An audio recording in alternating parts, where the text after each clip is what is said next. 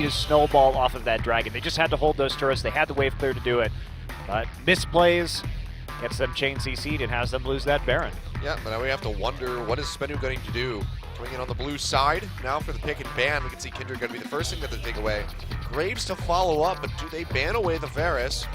Or maybe take it for themselves? I think SBENU bans Varus here, and you try and first pick Nidalee. That's what I would do if I was them. That way you deny the junglers that you want against Ambition, because you're still going for that tactic. And I do think that even though SBENU may not be good enough to beat Samsung, I think this is an excellent way to beat Samsung, is by banning that Kindred and Graves. I think the Afrika freaks had the right idea.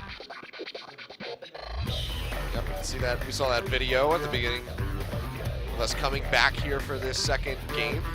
So, you know, even though taking down Samsung taking down Rocks, they didn't really pop off, they didn't go crazy, they're just like, we did it! Also good to see Rocks having good spirits about it. They don't care. They've been through the worst of it, Achilleos. They had to lose to the worst team in China and come back to Korea and deal with that. This is a minor loss for them in the grand scheme of things. They have been inured to defeat, able to keep their high spirits up, and it will be the Kalista making it through the draft, and a rare pick here at Champions, and there it is, Alistair and Gragas. So Samsung mirroring the first two picks taken by SBENU in the last game. We said very consistent coming in. Corki, of course, was banned away. The final ban from SBENU, taking that one out of the hands of Core JJ, who had a pretty strong showing on that. Didn't really excel or blow our minds with it, but it was consistent damage, just whittling down the health bars of SBENU.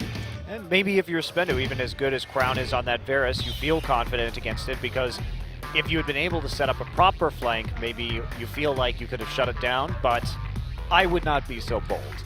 I would not be so bold, Achilleos. I would have just banned it.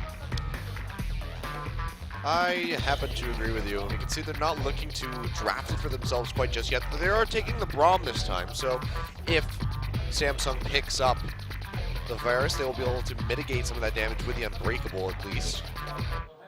Yeah, that's actually a really good point. That is a good counter pick in terms of setting up for team fights and denying that poke around objectives. You do go ahead and grab that Braum. Braum Kalista is a pretty strong lane as well. So. Yeah, very good. Very good lane. And so now, what would be the GP? Azir. Safe pick, of course, for Crown, but I think you just go ahead and take a flex pick here if you can. Yeah, the Gangplank would be a flex pick, so it could be top, could be mid. We'll have to see when we come back for their final pick, but it was Lucian locked in here for Core JJ. I think Samsung's going to last pick Lulu. And then play around a big tank line with GP and Lucian. So, no Trundle ban this time. Yeah. That makes the Nautilus pick a bit more risky here for SBENU Sonicboom. May not want to commit to that. Sassen could go back to what I would consider his best champion so far this season, which has been the Azir. It would be good. I mean, he was out-damaging everybody in his Azir games, or at least in parts of the series. Ooh, actually, though, it's going to be Echo coming in for the top lane for Seoul, and Azir in the mid lane for Sassen. Interesting draft. Yeah, Echo not a champion that we see very much in Korea. Of course, it has popped up in the NALCS. Huni. Yeah, we've seen Huni play that a lot. Yeah, liking that champion, but a rarity in champions. And that, of course, Echo, remember this is patch 6.5, so he's not received those buffs that he gets on 6.6. Still just buffed after the last patch where I believe he had his cooldown on his Q became shorter, so he has more opportunities to clear out minion waves and clear out jungle camps using the Time Winder. Yep. Still just an interesting draft by them. How do you think that this is going to play out if this Gangplank ends up in the top side of the map? One would think that at least he could get harassed here by the Echo with the Time Winder. I'm not really familiar with the matchup, and I'm just right, though. It will be the Lulu in the mid lane for Crown. Just take a very safe lane and attempting to force Samsung to scale into the late game with a couple big carries on GP and with Lucian. SBENU also not going to be a slouch in the late game. We'll see how Seoul builds this Echo in top side, because he could go Rod of Ages, but of course, would lack some of the durability in the early game when it comes to armor against GP's damage. Possibility that we could see SBENU. They should want standard lanes, one would assume, with the Callista Braum combo. We'll have to see if they get it. We can see right now Secret does have the Ignite in mind. 10 seconds left. You could swap it to the Exhaust, but might be looking for standard lanes for SBENU and maybe try to aggress onto Core JJ and get a kill out early. Not a lot.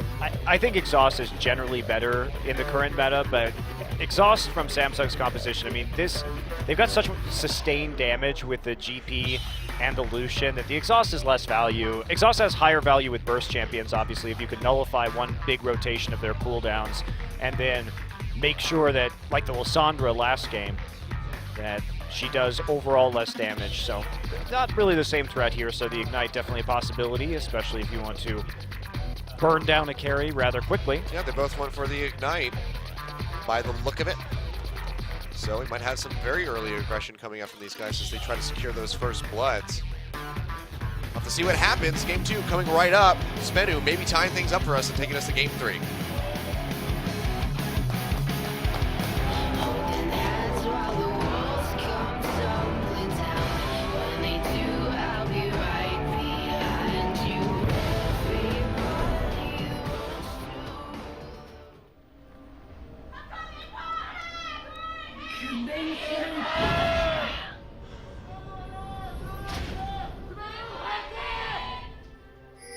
SBENU fighting indeed. They're trying to take Game 2 and tie us up. Solid, if you're just joining us, SBENU coming off of that loss, had a solid early game and then just faltered a little bit as we moved on and allowed Samsung to creep their way back in fantastic fashion, snowball out of control.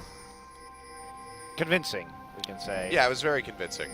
But Saucin back on the Azir. It's been a very consistent, if not his best champion so far in this season. Could change things around with Callista as well. Not something that we get to see too much of, as it's usually banned out. Yeah, are we going to see a lane swap? Looks like Callista and Braum are... They're hovering around the mid lane right now, so they might be trying to... They really want this 2v2, I think, so yeah, they're just going to try and move on back. They did see the Alistar and the Lucian with a ward there by the Gromp, so they are going to match into that lane, and we should see a Krug start with SBENU. Gromp start for Samsung, and everything going to be pretty even here, at least just from both top laners and the top side jungle, and nothing too fancy standard lanes. I'm actually really glad we got standard lanes because I'm curious about this Echo GP matchup and how it's going to play out. Yeah, this is basically the wild card for SBENU right now. This is Echo. We don't know how this is going to interact with Gangplank. Of course, the W pretty much nullified because Gangplank can always cleanse out of that with the orange. So he's not going to be able to stun him up too much. Yeah, could face quite a bit of Time Winder harassment, though. Yeah, there is potential good like gank CC layering with Flawless should he roam up, bait out the cleanse with the W, and then follow up with a Cocoon and try to get the kill onto the Gangplank. So that has potential at least, but as far as 1v1 leaning, it's a little bit more up in the air. Yeah, probably not going to find that parallel convergence stun very easily. He will be able to play really far up in the team fights though, and then get back to safety using his ultimate. So it's an interesting play here. Of course, he does have he will have a nice tank line or an Azir wall to play around to get back to safety, but QV having no problems jumping out to an early CS lead using that parlay and the barrels for harassment. Yeah. And that's the thing, you're looking at the Time Winder, which is obviously a skill shot for his harass. Basically going to be the only harass that he can lay down without going into the face of this Gangplank, compared to just a single target point and click parlay harass that's going to be coming up from Kuve, as well as the barrels that he can lay down. So it looks like right now this might be an advantageous matchup for Gangplank, but Echo of course does have the potential to get out of control. Just have to see if he's able to pick up enough CS early on to hit that point faster, or if Kuve is going to start looking quite deadly on the GP. So some good harass coming back and forth though. These guys are going to be trading pretty evenly. Yeah, it'll also I think depend on when Soul actually begins to, of course, now that he's at level 3 or was at level 3, has all his abilities, so he can actually trade using the shield from the parallel convergence, and the more points he gets into his Q, this should start tilting in favor of Echo because he can just phase dive in to the parallel convergence and then nullify a lot of the damage coming out of Cuvée and then trade with his Q. So I would think that at early, of course with just the parlay and the damage from the Gangplank passive, this would go in favor of GP, but as the levels start to stack up, I think it'll be more preferable for Soul, and he's going to go ahead and TP right back into that top side. Dorn's Ring and a Cloth Armor his purchase. Yeah, so they're going to be trying to mitigate as much of that damage as possible. Ward goes over the wall, spots an Ambition, but that means he's going to know where Flawless is, so pings come out. Cuvée should be remaining pretty safe here underneath this turret. You can see that's going to be the first back for this Elise as well. Wraith coming up to the mid lane here. Not going to be able to find anything on Assassin, so just going to have to mosey on back and down towards that bot side, but they know that the Alistar's not there. Secret playing forward, gets the Q on core JJ. Looks like he might not get stunned up, just out of range. So he will stay safe for the time being. He takes a good chunk of his HP and damage in that trade. I'm so happy they're nerfing Alistar next patch, Achilles. Yeah, it was a 33% heal onto allies instead of 50% now. Yep. Yeah, that's huge hit to his sustain, which is absolutely delightful. And they already, I think the last Alistar nerf also hit his sustain already. See that parallel convergence not going to come down on top of Cuvée. He's keeping things pretty even in these trades, but also does have that CS lead so far, so still in a comfortable spot. He did go back and use his teleport as well, going for the flat damage, so he's going straight for the Sheen. They're really looking to dominate the early game, too. If he goes Rod of Ages, he will have it very late. I assume he will need that tankiness to be part of the front line in the late game, but it will be delayed, at least those full stacks. Nuclear comes around the back. That's going to be the headbutt into Nuclear to keep him away. His flash is still available, but he leaps over to Nuclear with his stand behind me, so he keeps himself alive. So good stuff so far by SBENU, not getting found out by these ganks coming in the bot side of the map, but still falling a little bit behind in these trades, and we can see globally the gold is swinging in favor of Samsung with these CS leads in the jungle on the top side of the map. Still, Cuvée with a farm advantage, and as long as he's able not to get punished for this, pretty nicely there with Soul. Yeah, wow. Even through that Cloth Armor and the extra Doran's HP. Doing a good job now that he's got that Sheen. But an even lane with Gangplank is a losing lane against Gangplank, sadly. Very true. Parlay extra gold coming in. Ancient League of Legends wisdom right there. 200 up already, and Soul is going to have a significantly lower effect on late game team fights than GP will if he starts to gather up a mountain of gold and items in his inventory. So I'm not sure about this so far. Well, if there's one thing that Gangplank is good at, it is acquiring Scrooge McDuck levels of gold. I wish I was good at that, Seth. Yeah, that would be great. Just go swimming in it. I would not go swimming in my money. That sounds incredibly painful. Especially if it's all just gold coins. Yeah, I feel like that's a very unrealistic depiction of what would happen if you jumped into a giant pit of gold coins. It would actually just be incredibly painful. Especially if you tried to dive into it. Oh it my feels God. like a fast way to break your wrists and your neck. You know, being American, I would actually need all that gold to pay for my medical bills if I did that. So it'd be good if I had it, I suppose. Yeah. Did you follow that Hulk Hogan lawsuit at all recently? Oh, I did. Did you see the picture that he tweeted out after he won the settlement? So he won a settlement of $150 million. I know that. And then got an extra $25 million on top of that for punitive damages or something like that. And then tweeted out a picture of him like jumping off of a turnbuckle, but then photoshopped him over self of Scrooge McDuck diving into the vat of the vault of money. It was really great. It's just like, that's fantastic. I just won $130 million. Here's a picture of me, or 140, whatever that is. I don't do math. It's $140 million. It is, in fact, $140 million. About as bad at math as Doe is, apparently. That's hard to do. I'm actually impressed that there are two people in the world that bad at math. Yep, and they're both play-by-play casters in Korea. What are the odds? Well, I did expect them to be play-by-play casters, just maybe not here. There you go. Fair point. Fair point. Usually good at assessing goal differential between Nice. teams, at least. I got that going Excellent. for me. Subtraction, you got it. Addition, you're screwed.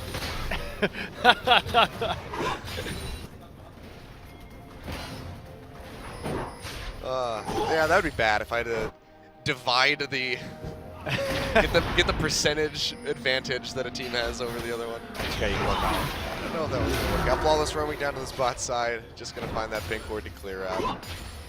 So far, once again, looks like we're gonna have a late objective game. No turrets being swapped back and forth this time, but Dragon and Rift Herald being ignored yet again.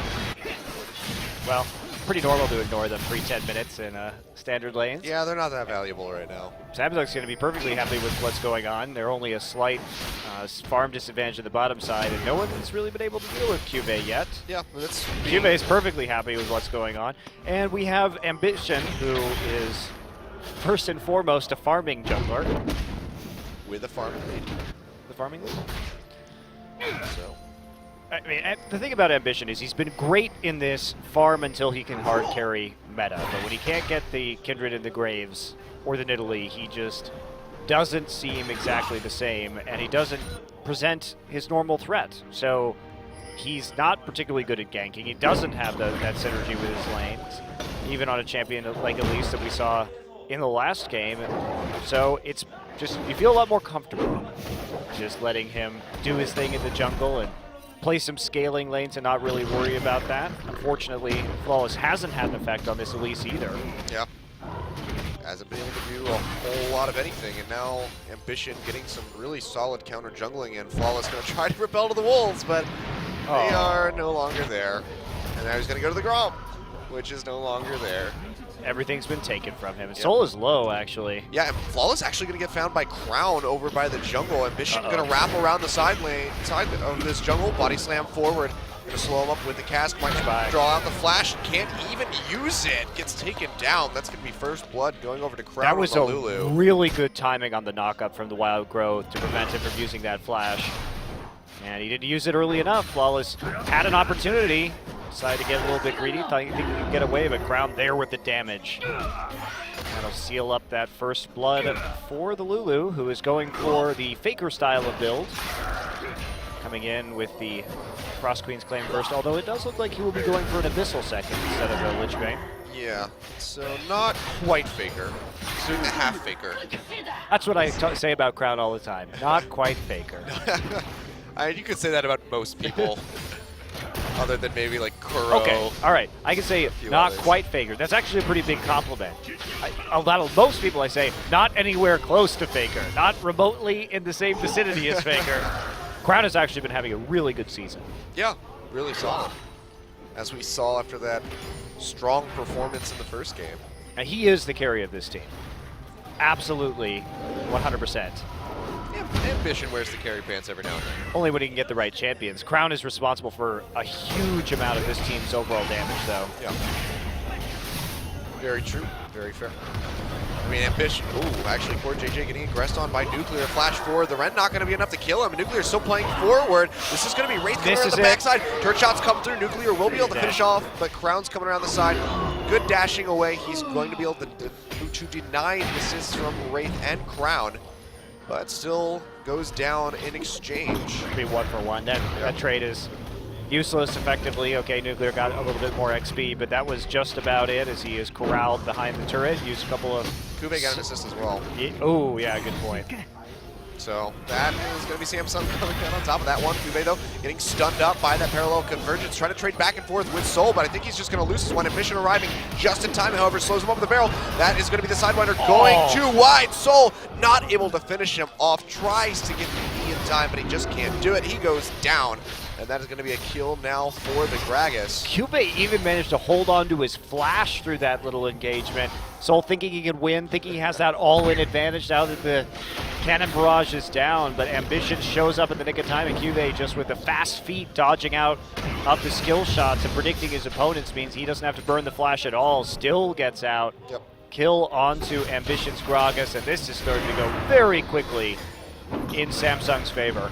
This just seems to be the thread of how SBENU games typically go. They almost win the first one, and you're like, oh, well, you know what, maybe they can win the second one and take us to game 3, and then they just kind of start getting stomped out. You can see it's going to be a 2.8 thousand gold lead so far, just 14 minutes into this. And not the bloodiest of games. 3-1 so far, no objectives taken by either side. That could swing things back in favor of SBENU if they're able to net themselves some towers. But right now, not looking so hot.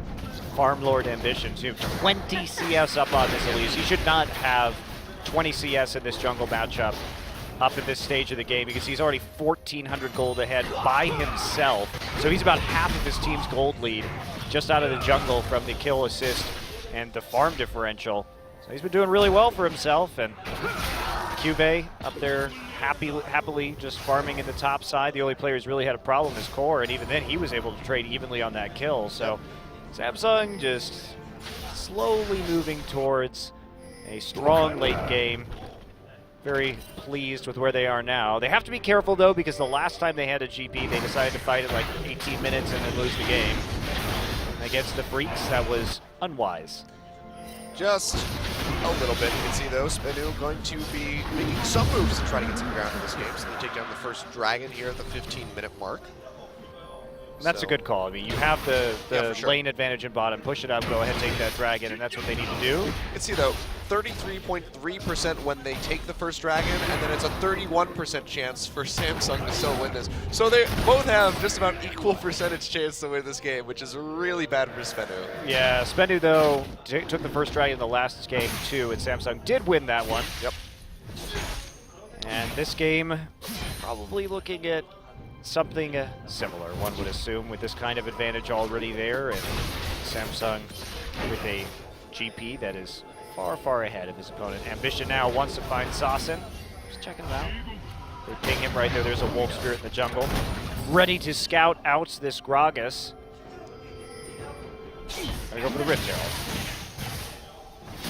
All the things are coming out. He might roam up to this top side, where they do have vision control. Cube waiting in the brush. Soul throws out the parallel convergence. Found. Then that's going to be it. Ambition has to waddle his way back into the jungle. Oh, Sasin going in for a big play. It's going to be the wild growth coming out immediately. Good juke around that Q, and the cocoon going to go wide as well. So just like that, Crown keeps himself alive, and Sasin no longer has an ultimate. Not very good coordination. Sasin had the right idea there, which was to shuttle Crown off onto the side and then try and force a flashback over the wall if Flawless had been there to follow up with a cocoon or something like that, but they were just not there in time to do much of anything at all, so easy disengage from Crown. Outgrows himself, loses himself, and just walks away. Ambition rolling forward. Not going to go for the, I don't even know what you'd call it, the flash body slam when you juke around them. You don't do it in a straight line. I love that. I want to see more of that. I want Shen to come back so I can see more flash taunts. Well, we or saw taunt flashes. That pleases me. We saw Bubbling try to do it last week, and I think it was game 2, and it was the biggest whiff I've ever seen on a flash body slam. He was not even close, and his opponent flashed before he did. So he should have known where to go, and he just ended up like several units away. It was it was a really rough play to watch. Papa Smithy and I were just like, that was bad. So there's not much more you can say about it. Outsmarting yourself sometimes. Yeah. Mission here on the vision control mission. This is an interesting thing I guess we could talk about, though, because 6.6 is going to be coming up. Callista's going to get a couple of changes coming in. How do you think that those are going to affect her prioritization? I don't remember her changes for this patch right now. So now the Sentinel pats only 3 times instead of 7. That's right. The damage is down to, I believe, 10% or whatever. It's 5% less on the W passive when your Oathsworn hits. But then she gets a passive up to 27% increase attack speed if she's near the Oathsworn. I mean, so percentage damage down on the double autos, but then attack speed up. I feel like that almost benefits her. It could also really make a difference in lane swapping with that much attack speed early on, too. If you do have your support there, which you would in a standard lane swap, taking out a tower could be easier. Yeah, make it easier for Callista, who's not good at burning those turrets down easy. That's a good point. Yeah, I think her base attack speed is down, though, is another aspect of it. So if that's true, I don't know. I'd have to look at the math. But it's hard for me to say right now because I have to look at the numbers more closely.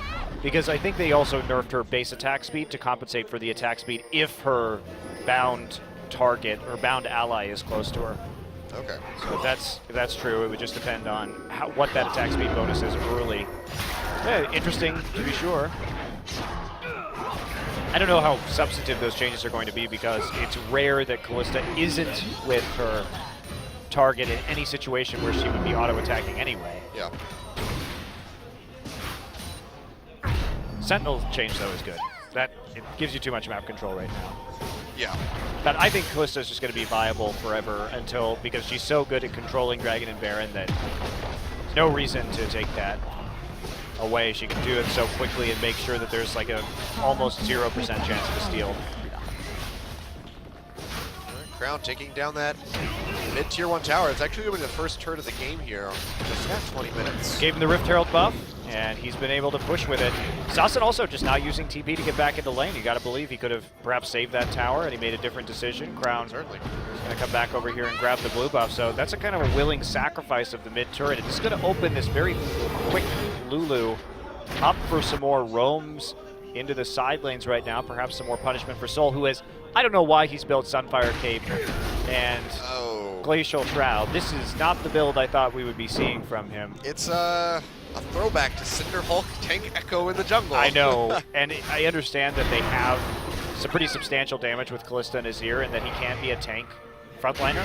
But at some point you just have to ask the question, like, why Echo as this big tank for your front line as opposed to a more meta tank, because he didn't dominate the laning phase or anything. He did about as well as any other tank would do, except other tanks have more reliable and better forms of crowd control. Yep. He's a better split pusher though, with his Q and of course with that Sunfire Cape. So that is a plus in the Echo column. Sure, this is going to be the TP coming in here at the bottom. Wraith looks like he's going to be the target. Double teleport, though, coming in from Samsung. He can turn this one around. Soul already having to use the ultimate to get himself the safety in Secret and Flawless. Both very weak. Flawless comes down from the repel, flashes away. The Casco comes through. The Parlay going to finish him off. Kuve finding the kill. Looks like that's going to be the tier 1 tower going down. Soul is having to back on out to the top side of the map. I mean, Soul canceled his CP. At that point, you have to back off that turret because it's going to be a 5v4. Oh, he did, yeah. And that means that they could just go ahead and freely take this tier 2 also. If SBENU had fallen back with their 4 members and simply tried to, or they're going to take the dragon, whichever is fine. But if you're going to attempt to make that trade, you have to just commit to falling back and then fighting them afterwards and pushing that tier 1 and make an even trade and use the lower cooldown from your teleport to maybe make a play later instead. But as a result, Cuve here able to get into the top side fast enough to actually save the tower. And Samsung again coming out with an advantage. Take a look at this. They wanted this. They go on to Wraith. I mean, they use so much. The Fate's call to kill Wraith. Wraith still has his headbutt up, so he's able to just get out of the cannon barrage. Or the cannon barrage, rather, from GP, slowing them down. And then Flawless gets nailed by the Parlay. Oh yeah, that was targeted harass coming in for the final shot. I don't know why you would use that much on Wraith who wasn't even trying to dive you or under turret. Easily able to escape. Didn't even have to use flash. Yeah, I mean, he's an Alistar with his ultimate available. You don't Fate call an Alistar with his ult available while you're standing in a Gangplank ult. Interesting decision making by the side of SBENU, and it's one that costs them pretty significantly. You can see 6,000 now in favor of Samsung, and they take that second turret for themselves and the dragon off the backside of that fight. So once again, just denying the potential of that being a win condition for SBENU, at least for several more dragons to come. Ambition has gone for the Iceborne Gauntlet, so he's finding ways to turn his farm into damage anyway. I like it. More engage. Ban out my carry junglers. I don't care. I will carry as Gragas. Play Iceborne. Iceborne Gragas. Love it. Here we go. Oh, just goes over the wall on Assassin. Body slam comes through. Flash is available for the Bird God. Ambition with a nice cast as he gets stunned up by the concussive blows. Cannon Barrage comes down, really only slowing up Secret, who should be able to back off with relative ease. But with nowhere to go, yet again, Flawless going to get taken down. It's going to be Core JJ with that kill pickup. And just like that, Samsung, no smite to contest with. They could just go for this Baron. They'll turn on this. They don't actually want to fight this. Scrying Orb comes down. Baron just now being worked to about half HP. Crown going to be playing in the front lines here, trying to slow him up. They turn on the Secret. Fate's Call comes through. Do they throw him back in or do they throw him out? They throw him out.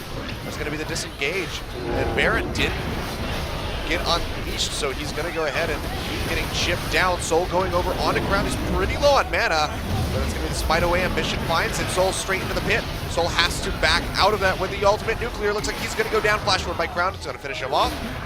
And this should just be Samsung sweeping through the rest of the members of SBENU in the area.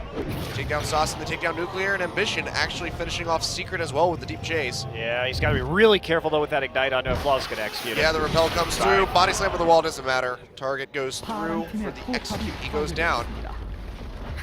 Soul and Kube, he gets caught by the Cocoon. Parallel Convergence coming in as well. Nice wild growth by Crown to try to keep him alive. Shield coming through as well. Can they turn this one around? Yeah. Looks like they can. He's going to go down.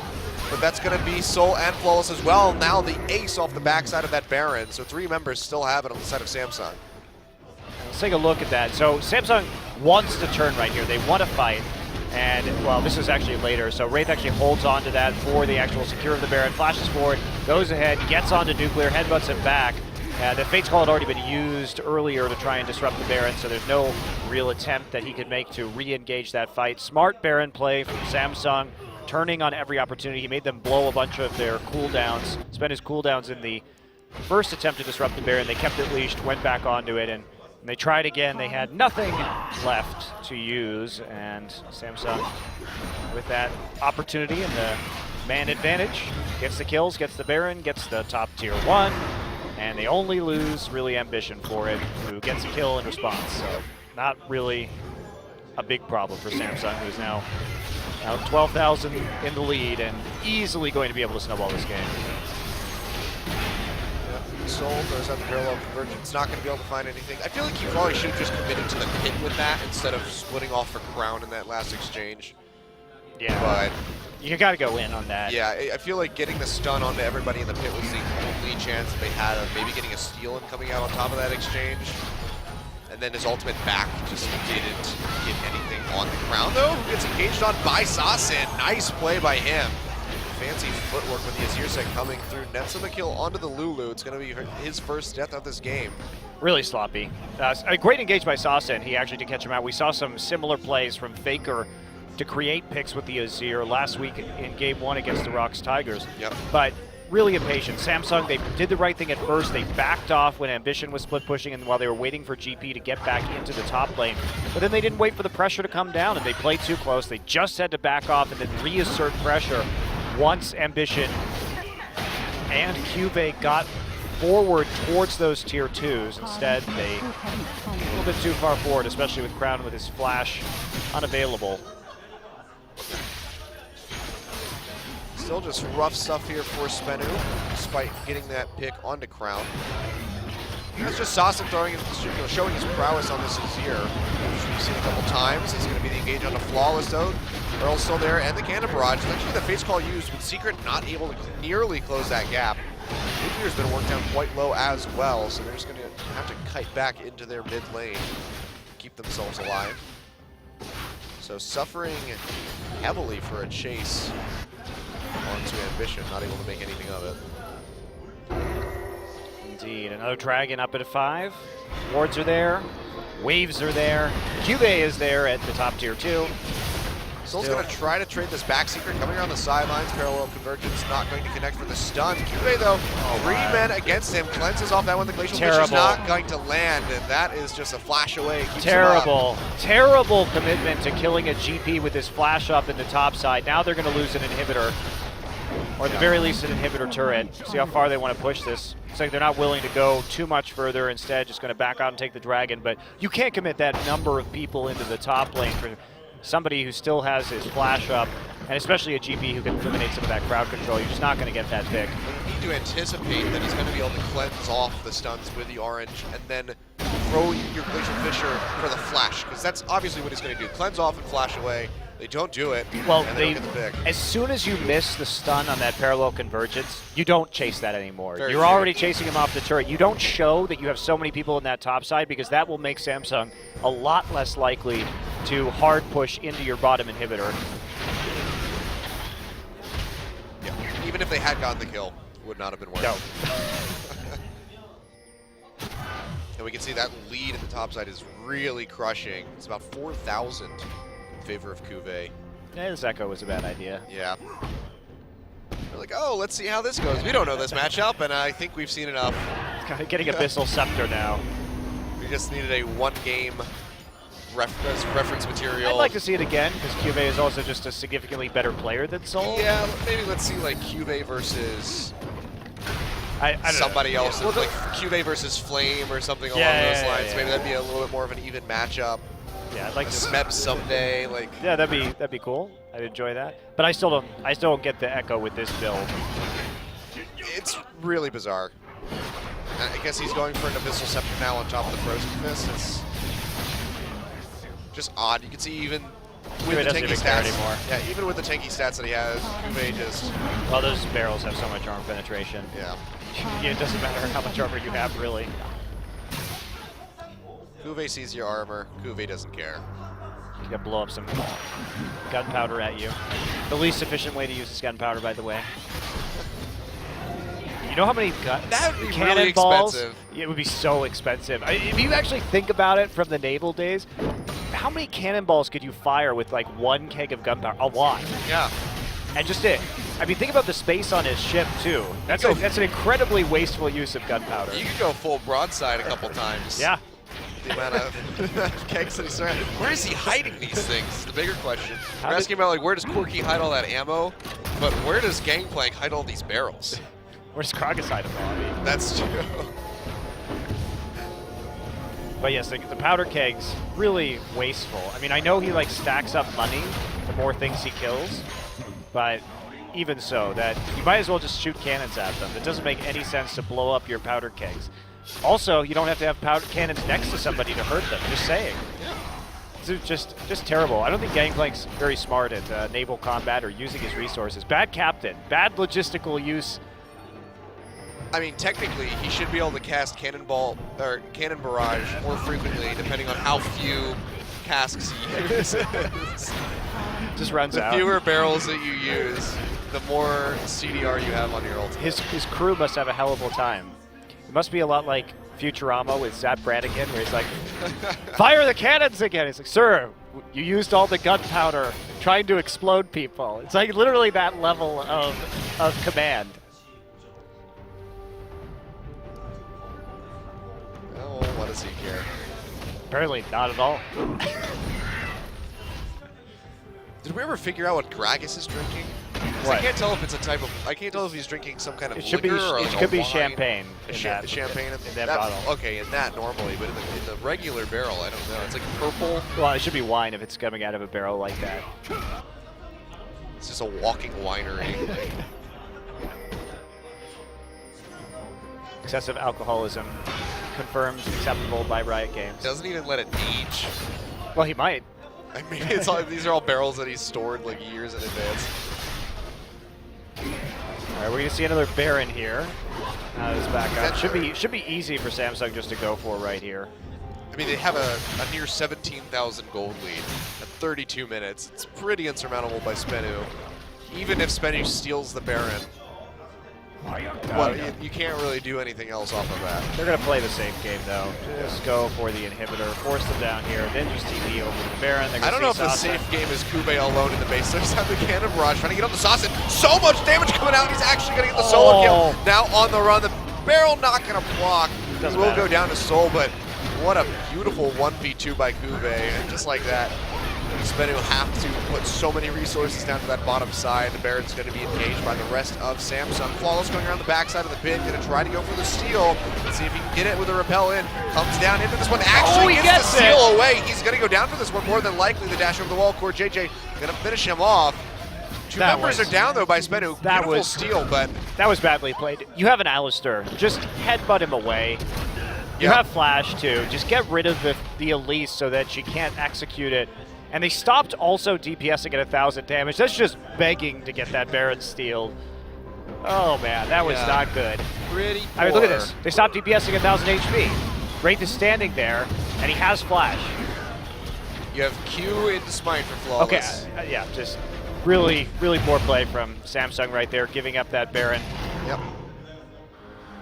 I'm sad too because Cuvée made that very stylish 1v1 and he chunked Soul so low that Soul was going to have to go back to base, so they had the time to get that Baron, and then the four members of Samsung left alive misplayed it. Yeah, poor Cuvée. It's like, I got one of them. The other one's down here. Go for the Baron. Gets stolen. Are you kidding me?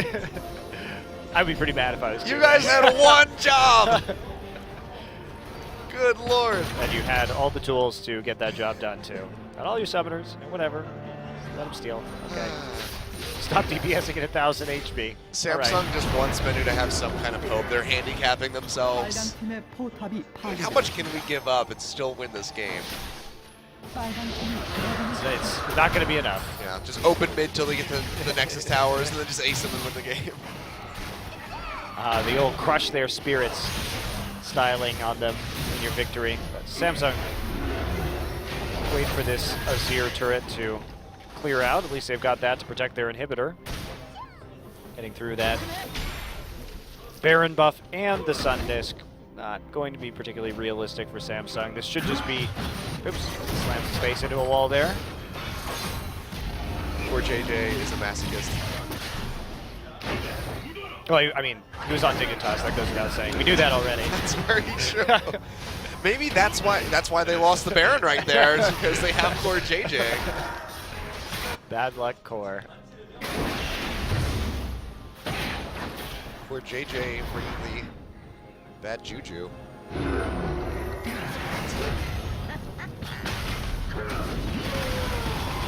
don't know if you want to use your calling onto it an unbreakable problem, but all right, you do you, poor JJ. I didn't need that cooldown anyway. Yeah, let's see, just handicapping, just handicapping. That's all. All right, Azir, turret is down, Baron buff is off. Now Samsung can resume.